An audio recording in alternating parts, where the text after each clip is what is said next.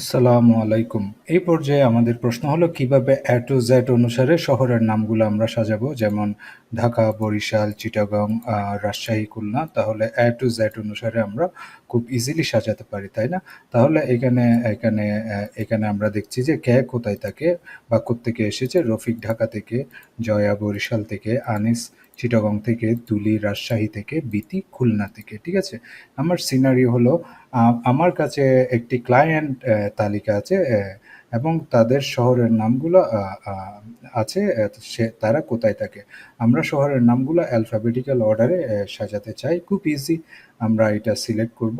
Select করে আমি আমি ডাটাতে যাব, সর্ট রেঞ্জ, আমি অ্যাডভান্স রেঞ্জ দিব, তারপর কলাম আমি ডাটা হ্যাজ হেডার দিব টু জেড হিসাবে সাজাতে চাই। এই যে দেখুন, সি এ থেকে জেড স্টাইলে যা পড়ে আহ, আহ, প্রথমে না, এখানে এখানে বি আসার কথা, তাই না?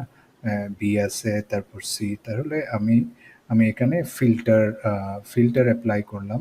ঠিক আছে?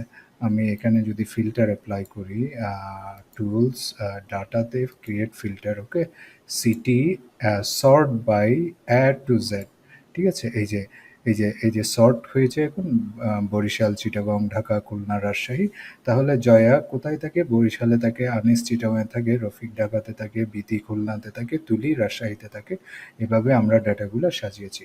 আশা করছি বুঝতে পেরেছেন কিভাবে আমরা অ্যালফাবেটিক্যাল অর্ডারে টাউনগুলো সাজিয়েছি। নেক্সট আরেকটি ভিডিওতে দেখা হবে ইনশাল্লাহ। আল্লাহ হাফেজ।